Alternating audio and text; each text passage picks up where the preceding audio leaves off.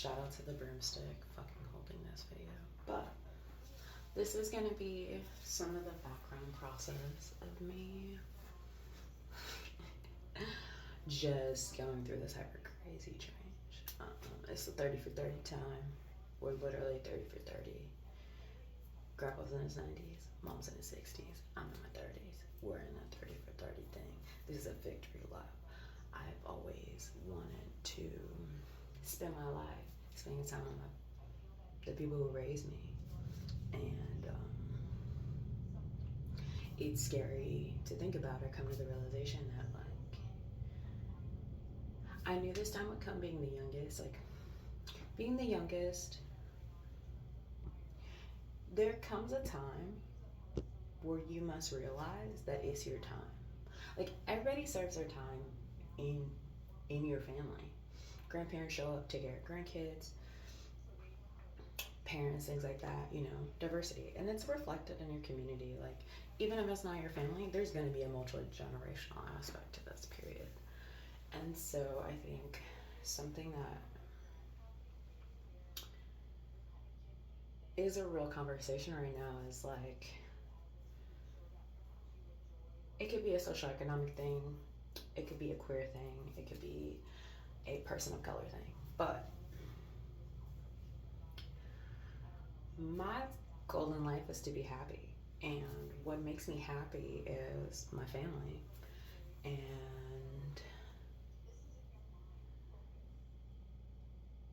my grandpa's 90, so it's just like, the irony of life is like, life can be short or long. It doesn't fucking matter. It's all perception. Some people live long, some people live short. My grandpa's fucking 90. I could die today. It don't fucking matter. He's ready to get the fuck out of here, but that's probably why he's still here. Because I was like, oh, that's my best friend. I have shit I want to do with you when I'm older, because I know I may have to live as long as you. And so, yeah.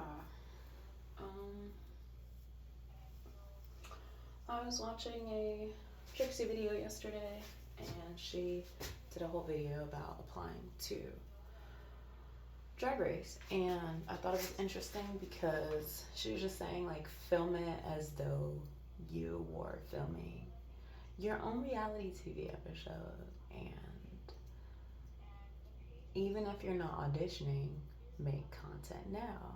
And I just want to say, like, I'm working on so many different projects that I'm really excited for, that sometimes it feels overwhelming because, like, I'm a designer and aesthetic is important, and so perfectionism can be a challenge when you know what you want to present and you want to present it correctly. And so at times I recognize, like, oh my god, I want to produce content, but what holds me back at times is this want for perfectionism. And I recognize there's a whole generation of cringe culture just fucking me up. And I'm saying fuck you to all those kids who have been living in this cringe culture because you've never lived in actual culture. And I think it's really funny. Because, like, kids aren't making videos. Y'all don't know how to fucking make a video because you're too afraid to be yourself. And I guess this is a video just to tell you, like, wake the fuck up. Everybody else is taken, bitch. And yes, I'm gonna look directly in the camera and say, everyone else is fucking taken. You got a body, you got a soul. Level the fuck up and activate, bitch. Like, it's very, very simple. Everybody else is taken, just be yourself. And if you don't like yourself, it's okay. Because you know what? All the things that you don't like about yourself will constantly come into contact with you until you change them. That's the whole point of life. And if you don't realize that, then you're going to be on the same level, boo. And, like, this goes into one of my favorite quotes, which is from the founder of the Jane. And if you're not tank top ready, bitch, you better get with it and go ask somebody in the fucking 80s. what cringe tank top ready is. No, I'm just kidding. Just go ask them what being tank top ready is. Y'all don't know about that because you don't know what influence really is. See, there are people who produce things and had real fucking influence because they knew people in the community. They're real influencers. And I think it's really funny because my generation taught y'all how to influence. We did.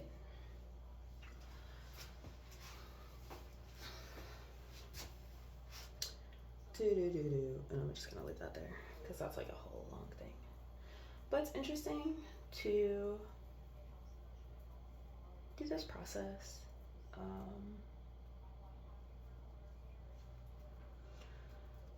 Yeah. This is like really a lot because I got my hair braided and my friend did it for me.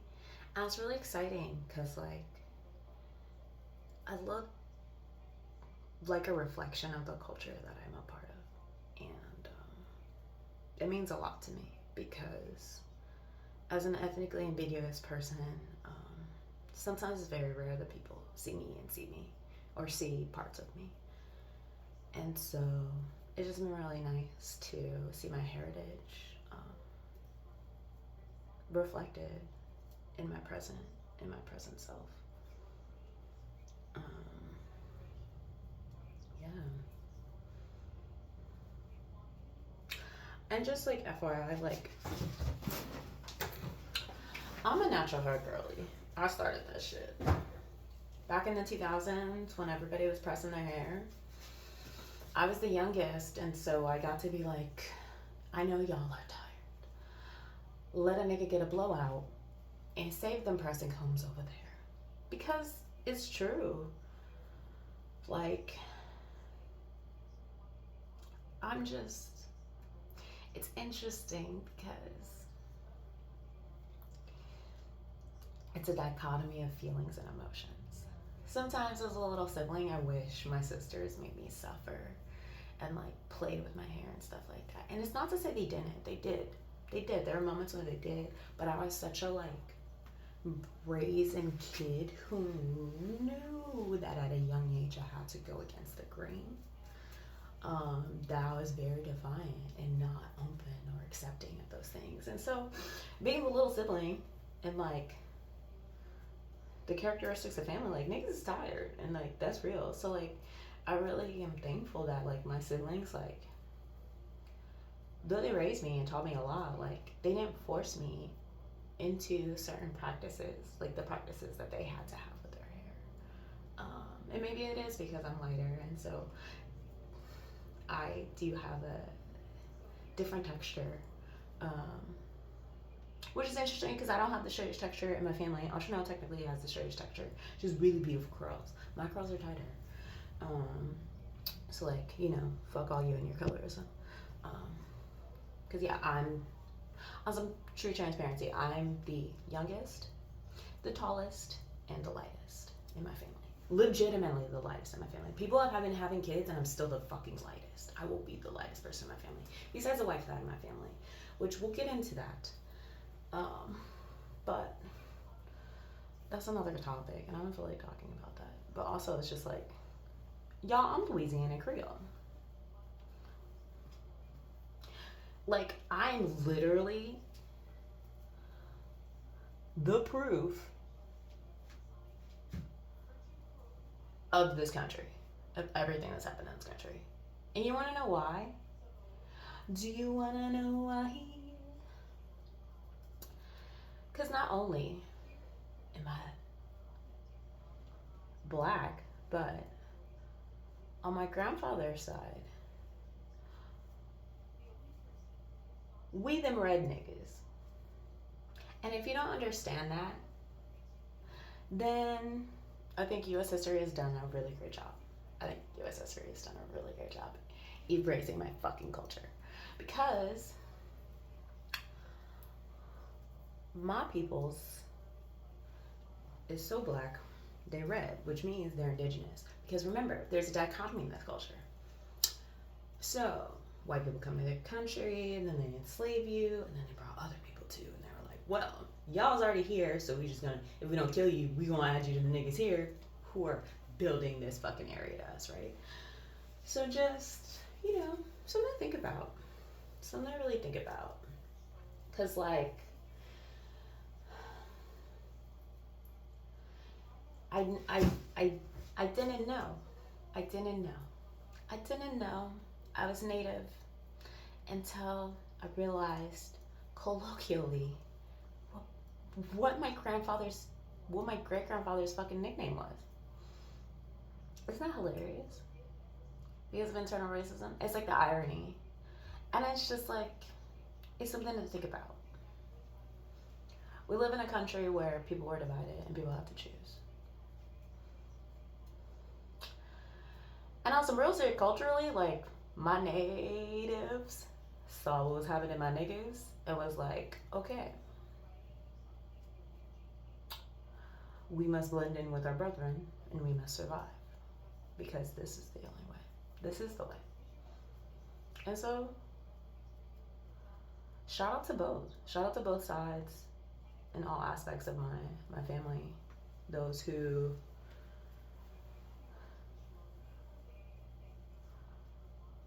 were Native folks who came and joined the people of color who were brought over here to create one of the most resilient cultures in the world. Quite honestly. Because it's funny. Because it's like one of those things where, like,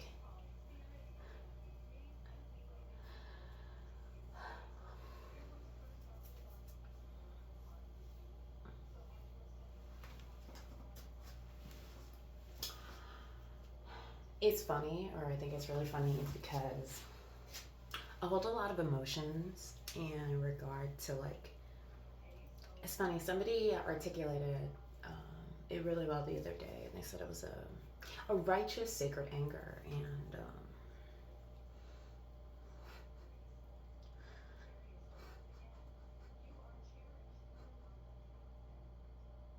maybe it's my blackness, because, like,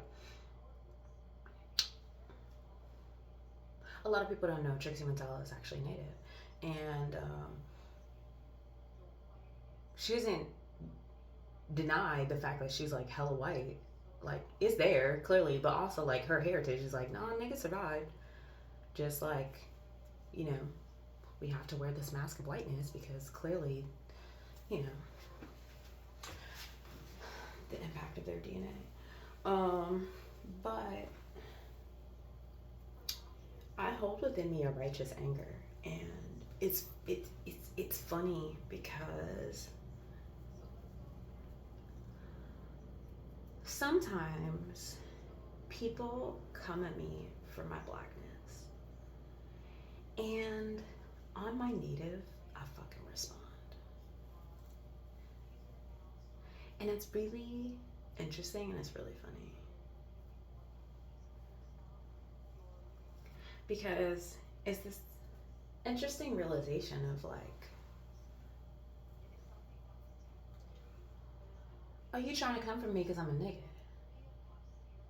But not only am I a nigga, I'm the nigga. We the first niggas. We started this shit. I'm so nigga, I'm a Native. Because that's what a true N-word is. A Negro is a Native. And that's the real dirty word. And if you don't fucking understand that, then the bird is a word. The bird is a word.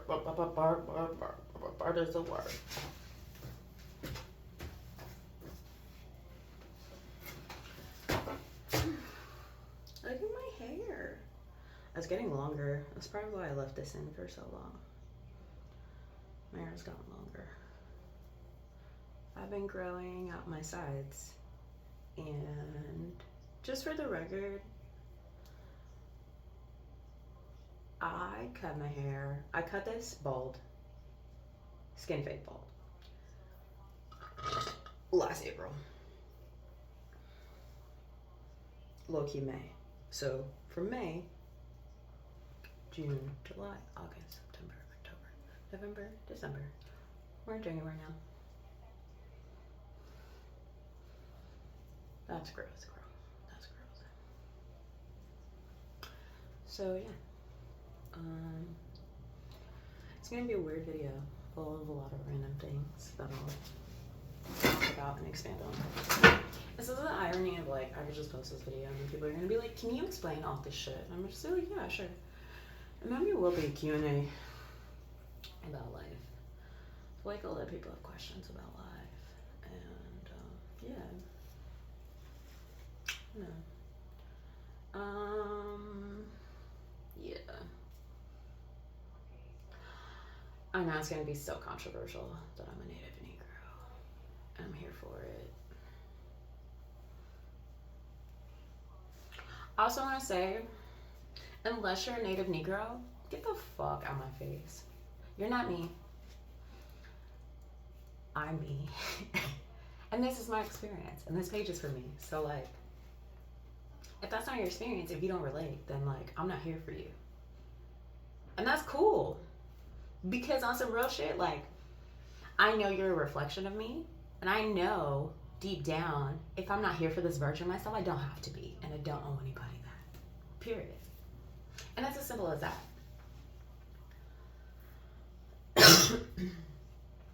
Ooh. It's funny because I'm gonna hate this and I'm not gonna post. Or maybe I will post this. I'm gonna hate to post this, but it's okay. And for the record, it is day 13 of month 1 in the year 26.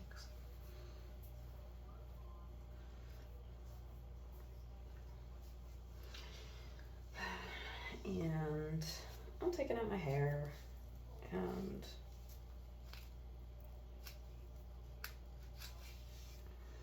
it's one of those things, like, just on some real shit, like, people don't realize, like,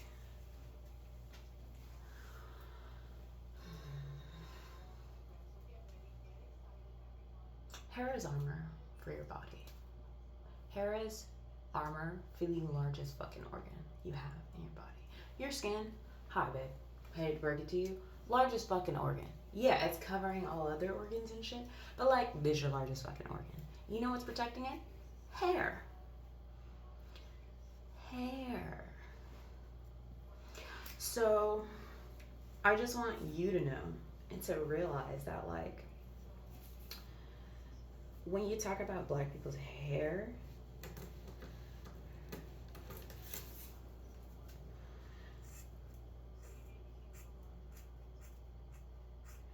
you're just continuing conversation on an organ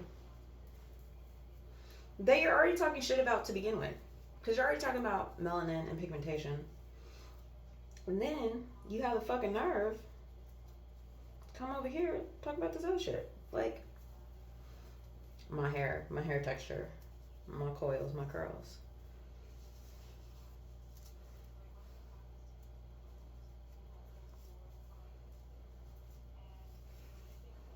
And for the record, I thank God every day that I'm black. I also thank God every day that if my ancestors gonna be white, they're French. And say what you want about all the whites, but the French are known for being queer. We're known for not giving a fuck. So if I'm gonna be a white, let me be the best of the whites, which is the French. Because the British don't got better tea than the Chinese, bitch. And I'll say that in this stupid fucking accent if I want to. You know why?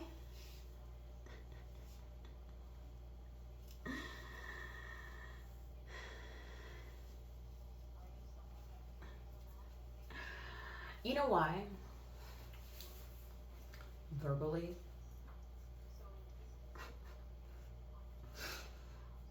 Just linguistically. when you compare French to English? Which one sounds better?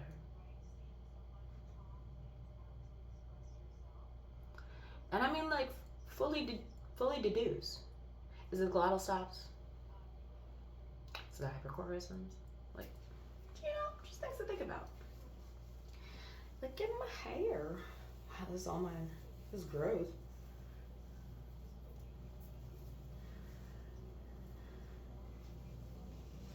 Oh. See, this part is scary because, like, see how long my actual hair is? So my hair is like this long, and I gotta get my hair out of this. And so, being that I'm new to this, it's exciting, but it's also scary because I'm like, okay, I'm not cutting my hair. And then I'm like, okay,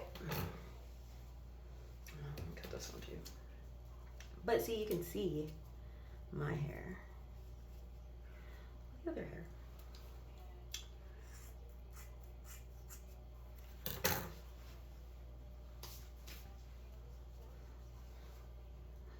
And that's funny. If you don't understand black women's hair, it's because you don't understand the brilliance of textiles.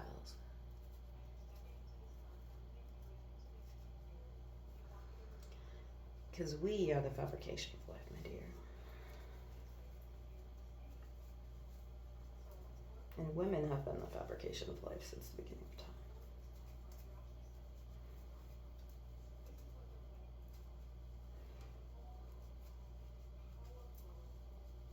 Also, like, this is why I love being a woman, and I love being a black woman in particular. Let's talk about the journeys of my different genders. Hi, my name's TK. I don't know what the fuck my pronouns are right now because it's a new year,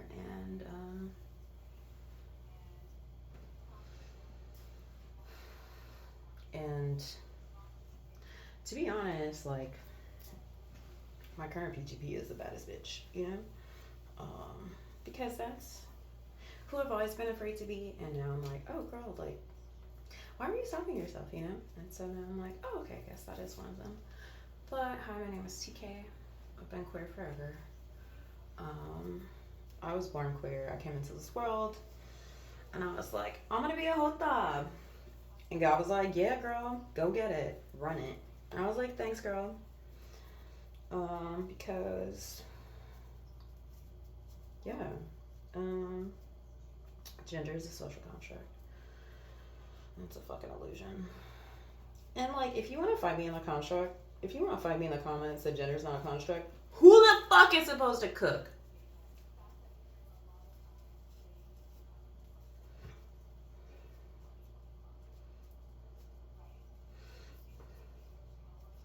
Because culturally, black men in their barbecue, he's killing it. And sometimes they say she could never. But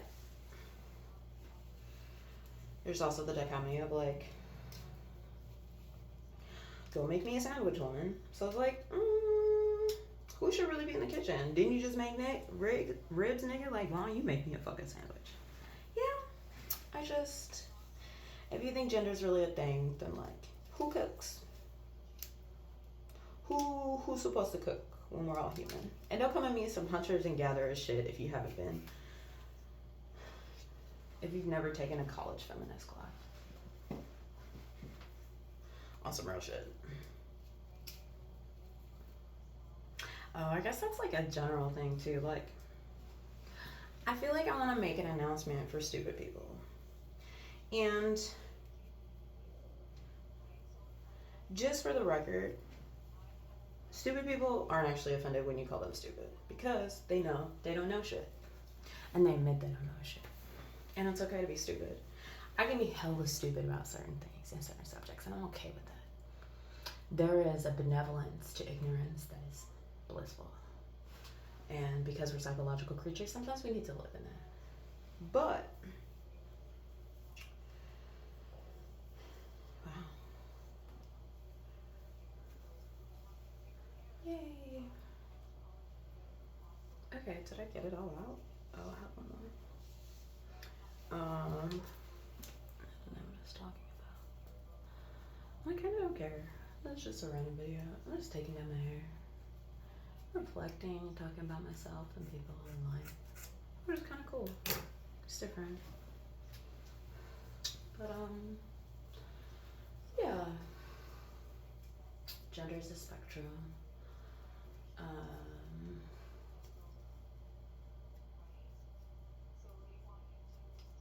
I think I just like to say, like, I come from a group of like fierce ass women who like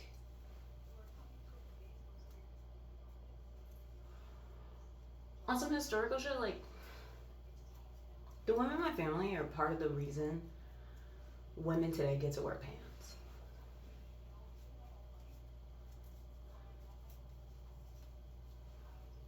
And like it's one of those things like it's cute you think white feminism is like a thing. But like if it's not intersectional, then like y'all could really get the fuck out.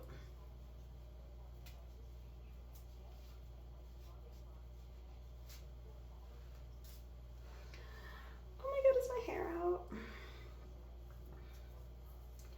This is crazy. Look at the growth. It's also like the funny thing of like people think my hair is straight. People think this is like my natural texture. This like straight. But it's actually not. This is part of my texture. This is like my dried processed texture. There is product and there is heat that was on my hair. So yeah. All these braids. It's been nice to have braids. It's fun because like I kind of want to keep these, but they have been really annoying, and I don't like the fact that I've been going like this because then it changes the, you know, we don't like that. I'm proud to put these little beads in there. I've always wanted to have like beaded hair, and like I can't wait till the day that I do. You guys are gonna hate me because I'm not fucking love it, but like I've always wanted to be one of those beaded girls. I think sometimes we were those girls in school. We were always cute when we were younger. Like the cutest little black girls. I went to private school, so.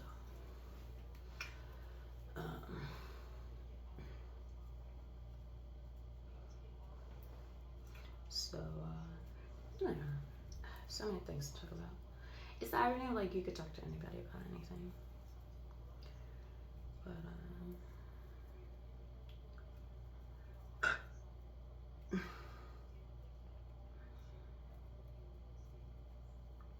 yeah.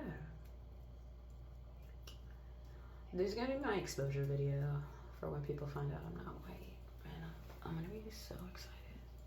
It's gonna be hilarious. I'm really asserting the fact that I'm white this year.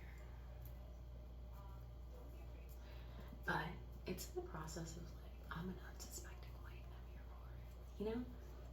Because like, white people love to talk to me. White people love to tell me outlandish shit about people of color. Even about the white people they don't like, you know? And like, it's very awkward because they think I'm one of them. And shout out to my ancestors because that was necessary back in the day. That was very necessary back in the day. This is a survival thing. Like, my complexion is literally a product of survival of white supremacy, if we don't know. Because I'm Louisiana Creole, like, Purchase, Louisiana, like, let's talk about the foundation of this fucking country. But,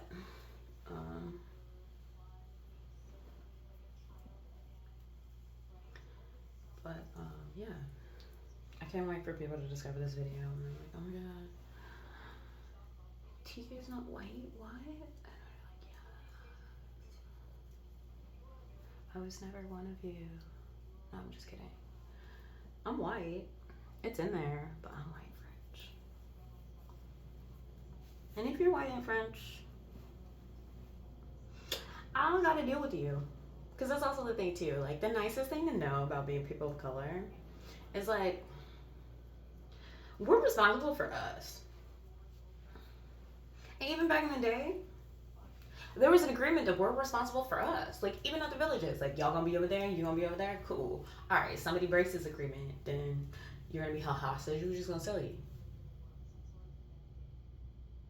I was like, okay, this agreement. It's how we treat people, right? And then you get into colonization, and they're like, well, if you guys are capturing each other, we can psychologically embed ourselves in a system that says that culturally we're justified in doing this, then, like, it's interesting. Something to think about. Cool. I do not know how far this goes. I haven't had braids like this since I was in high school. And I was in high school. I was really excited because I always wanted my hair braided like this. But I grew up in the 60s. Like, she is a fro, not a braid. And if you know, you know.